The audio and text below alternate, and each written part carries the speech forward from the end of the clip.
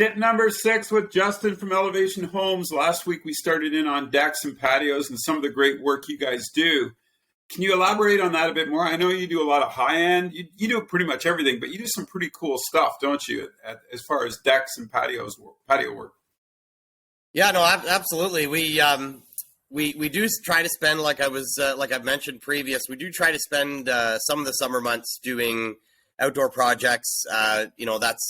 That's where I started my career in construction, was in landscape and outdoor structures and that sort of thing. So, I want to kind of touch on that a little bit, because it is, especially, post-pandemic situation, these outdoor spaces are like a gold mine when it comes to your home value. The more of these things that you have where people can kind of, get away but not get away in their own backyard, it's become a huge thing, a huge market for landscape, like, dedicated landscapers and pool installers and that sort of thing. And we like to touch on it just honestly, just for fun, because it's nice, it's nice to work outside when you can.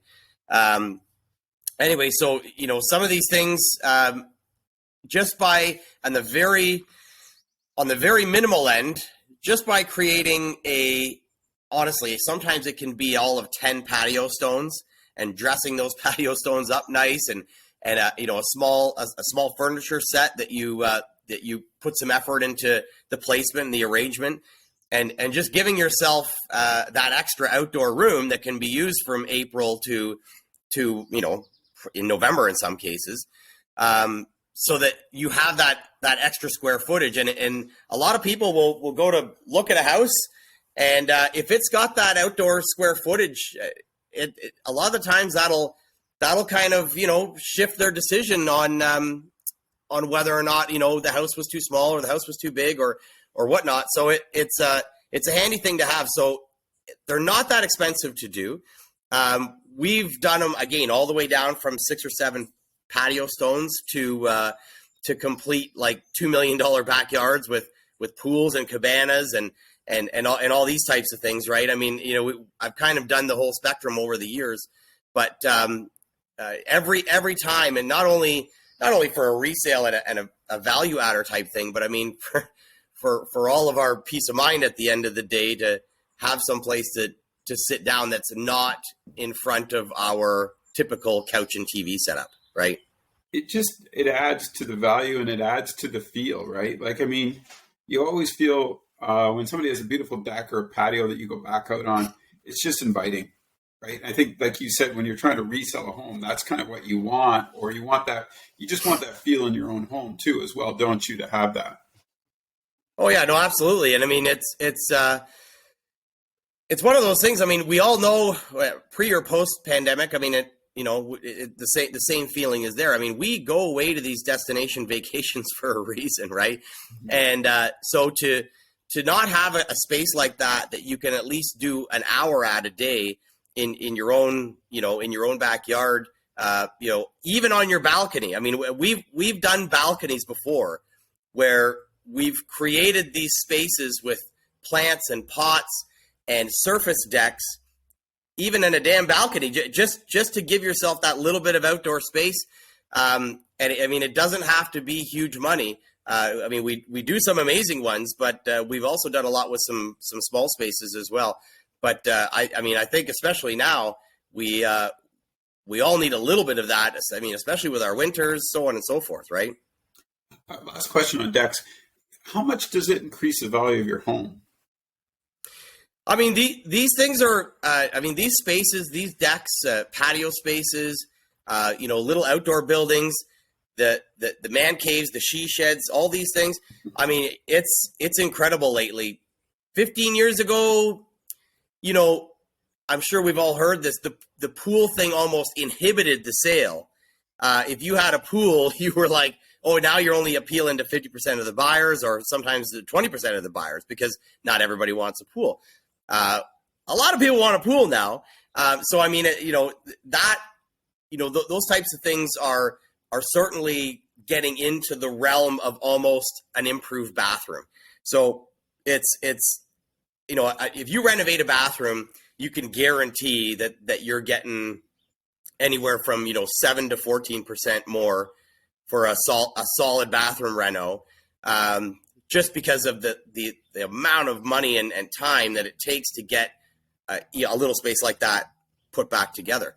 I mean, people don't want to go through it. So if it's already done, a bath is a high value add, or kitchens, and I mean, we all know this, but I must admit, we've done flips ourselves and renos for other people, where the backyard spaces actually were. I mean, I've done a backyard space that added, the people paid 25% more money to have this outdoor space on this purchase than without it, kind of thing, right?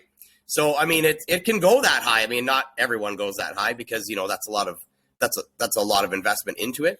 But yeah, I mean, you can expect, if you spend 10 grand on a backyard, you can expect 30, 40 grand back on that. Wow. My next question, This is kind of our topic today, is waterproofing. I had a friend who had a deck put on, and it slanted the wrong way, kind of. I don't know what happened, but anyway, water was running in his basement. I know you want to talk about waterproofing, and I want to set you up with that example. Like, what happens there? How do you protect against that?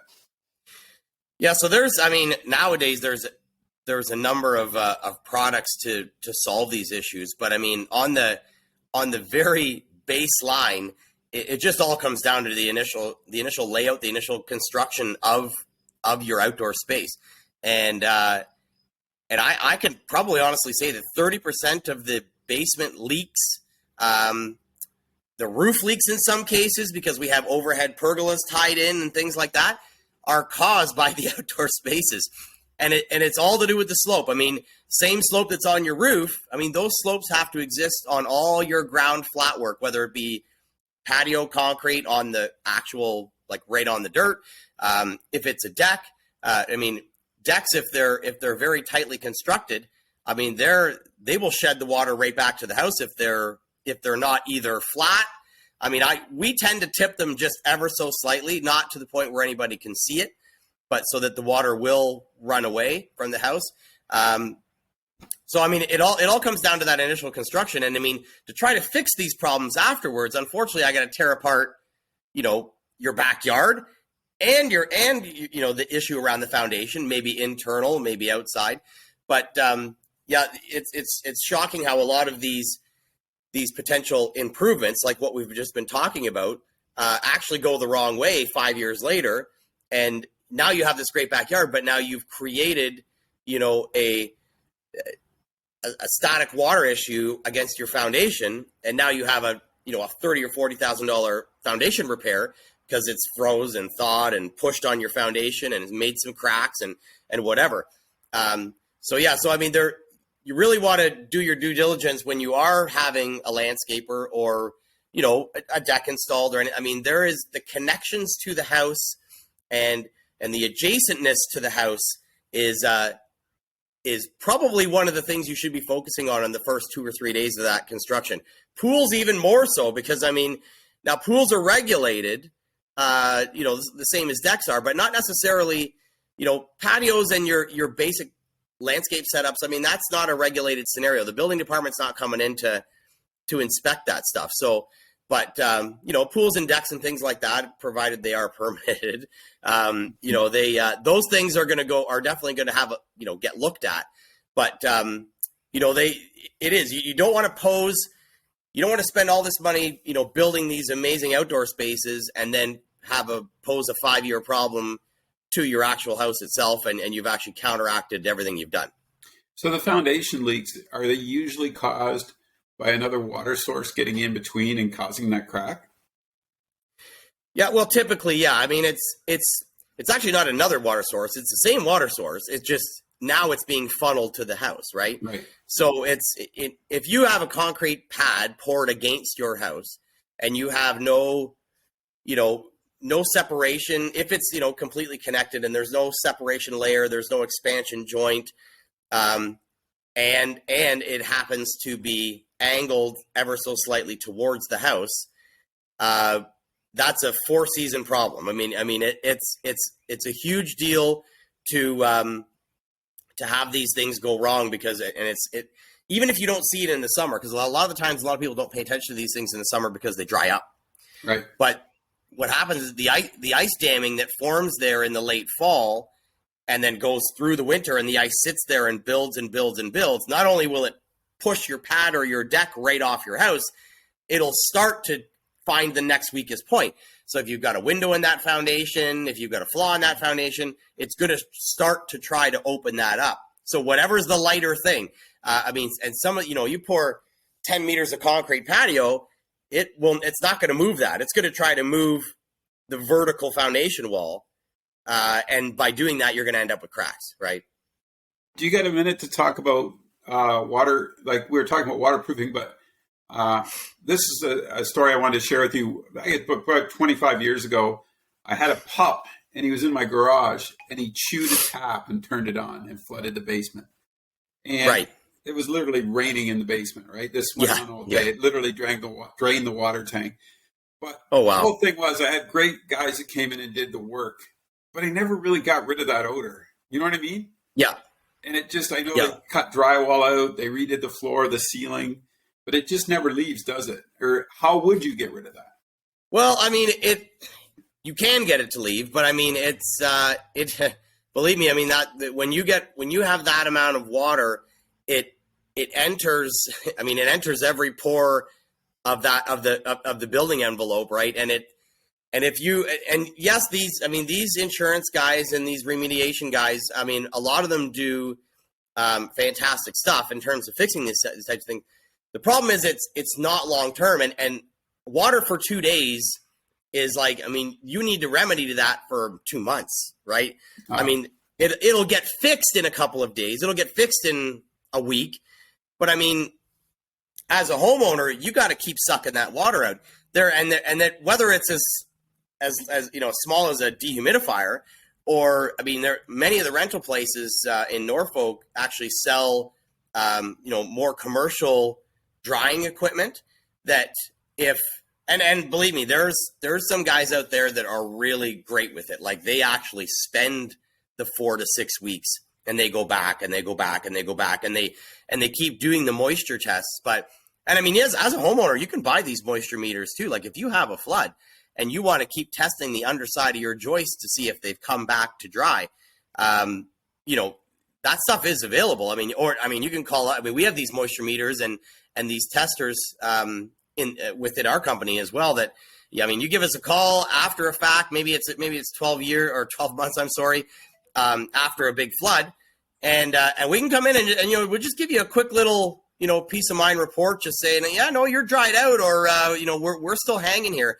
Because even if it doesn't create the mold, it doesn't mean that your lumber's back to kiln dried. The moisture content in the drywall itself may or may not be completely left.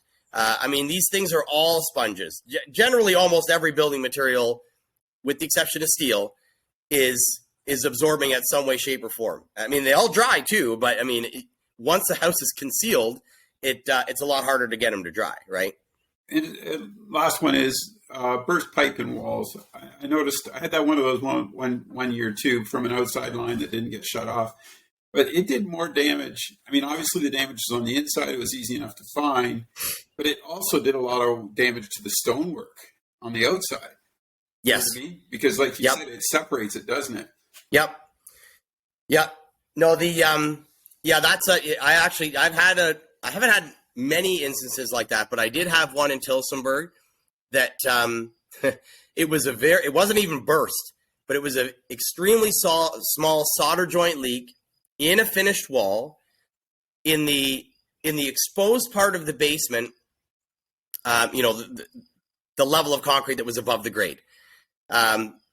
Anyways, the long story short is that little tiny leak that nobody knew about accumulated in a place in probably one of the best places. I mean, it was accumulating kind of outside, but not to the point where you saw it outside, and you didn't really see it on the inside because it was getting absorbed by insulation.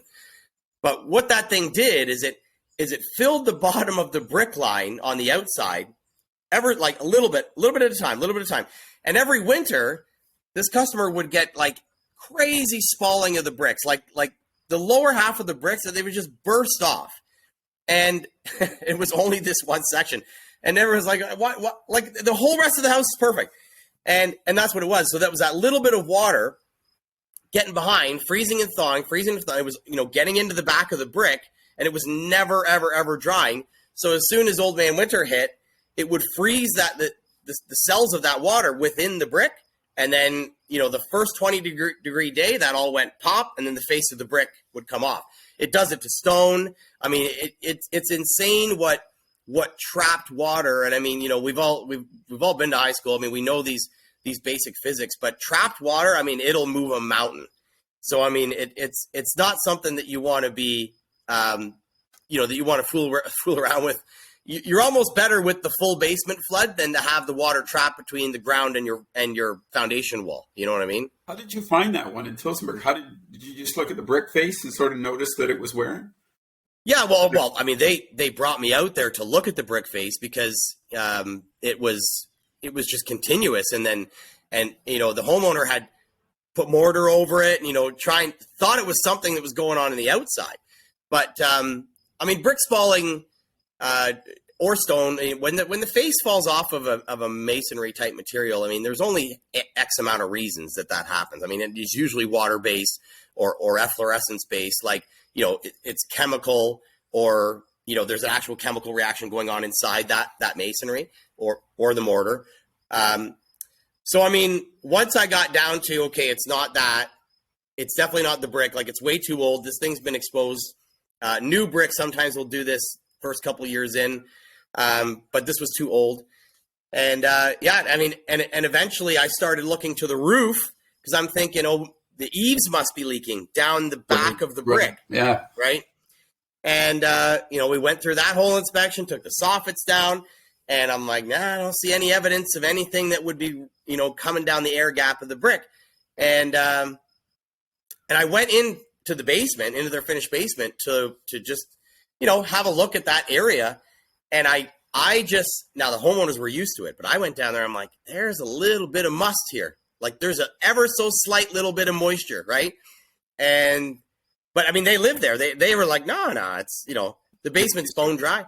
And sure as hell, I mean, after kind of, I'm like, and I start looking at some of the pipes and the kitchens above me and so on and so forth. And I said, I think you got a leak. Like, I think you have a copper joint leak somewhere, and it's filling up the brick cavity. And sure, so, two sheets of drywall later, yeah, there was a mess in there. I mean, wasn't that difficult to fix. I mean, it was only, a little bit of insulation. We did 4 or 5 studs and some drywall. And then, we sent our brickie over there, and 4 years, no issue. I guess we would be remiss too if we didn't talk for a minute about waterproofing windows and roof, because obviously they're the two spots where if a window's not caulked properly, you're going to end up with puddles. And the roof, your shingles, if you're a shingle, I'm lucky where I have a steel roof. It's really good. I like that. But yep. Shingles do wear, and then, man, you just got to be aware, don't you, all the time. That's just 2 more examples of waterproofing. So can you give us, I'm sorry to keep it, but can you give us like a 2-minute explanation on these? Because I don't think a lot of people realize that, this rain and the storms, like a couple of missing shingles can make a huge difference too. It's that simple. Yeah, no, and I know we touched on this a few weeks ago, when we were talking about the storms and stuff like that. And I mean, waterproofing, people go right to the bottom. It's always the basement, right? But I mean, waterproofing starts at the roof. So, I mean, if you know the age of your shingle roughly, I mean, it's kind of one of those things, like, you kind of want to keep a countdown on those. An average shingle, like a good shingle, is a 20 to 25 year. In most cases, that may or may not be true. I always tell people, if they say it's 25 year, you better be knocking 5 years off, because I mean, that's in some cases it's kind of a marketing thing to try to get you guys to go from a 20-year shingle to go to a 25-year shingle. It may go 25 before it's absolutely curled and, completely disintegrated. But generally speaking, 5 years before that, it's already done, right? So, I mean, those are things you want to keep an eye on. Keep those things continuously repaired. One shingle is enough to turn into 10 shingles is enough to ruin, your bedroom ceiling, right? Yeah. The window thing too is in Norfolk we have our fair share of century stuff and older. I'm a big architecture guy. I hate to pull out 100-year-old pane a window. I love the look of it, and there are solutions where you can keep those looks and still have a real window behind it. But generally speaking, nowadays, you should probably, if that house is getting up in age and whatnot. One of the biggest ways you can improve that efficiency is to pull those single panes out.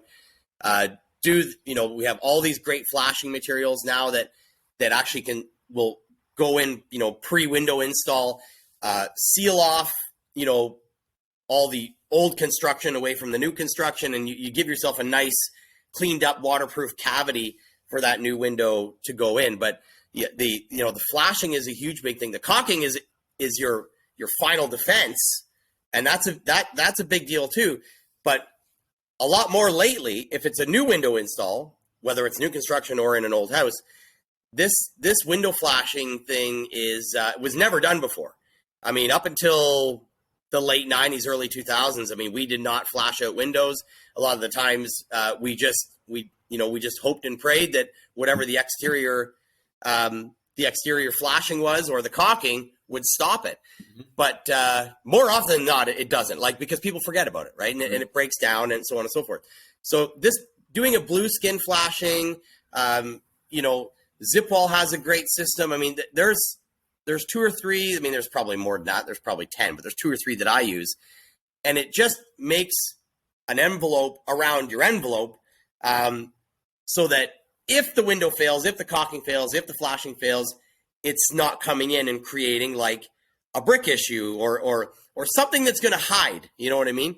These ones that hide are really bad. They go on for years because especially when it's a rain leak or that gets in there, because if it's a plumbing leak, we figure it out pretty quickly. It's like 3 or 4 days. Okay, something's leaking, right? Yeah. But these other ones, they can go on for years and just nobody has any clue. And before you know it, the drywall falls off in your living room and it's absolutely full of mold because that window flashing's been leaking, right? That's perfect. That's a perfect way to end this show. But you did bring up a point that I hope we can do down the road, maybe next week or the week after. But sure. Mold and mildew, because I don't think a lot of people understand what it can do and how dangerous it is. Are you cool with that if we do that some show soon? Yeah. No, because that stuff. Well, and there's a lot of misconceptions about it. So it's a good topic to touch on because the mold and mildew thing, it is actually scarier. It can be scary, but a lot of people get too worked up over a small amount, and it's actually nothing. Okay. It's no more than yogurt, right? It's a good thing to talk about because I'll go and talk and I'll do a lot of calls with people about mold, and people are freaking out from bathroom, a little bit of bathroom mold or whatever. And I'm like, yes, it's bad, but the house is not coming apart. And then there's the other extreme where, we've pulled down complete 4x8 sheets of drywall that are literally 2 inches thick in black mold. And that's the stuff that'll get you, right? A little bit of black in your shower, a little bit of green, some fuzz here and there. It could be maintenance. It could be very just not paying attention, right? And it's easy fix. It's a caulk line, it's a little patch, it's whatever. So, let's get onto that a little bit next week because, a lot of this stuff is homeowner fixable, Exactly. Well, and, they can always give Justin a call at elevation too, right? Yeah, no, I love coming out and, explaining it to you, all that other kind of stuff. But the other thing that I think is happening a lot in this world is you don't need to phone, your local handyman for every single thing. A lot of this is that's why I do these things. So we can provide this education is out there. Okay. It's on YouTube, it's on podcasts, it's on all these things.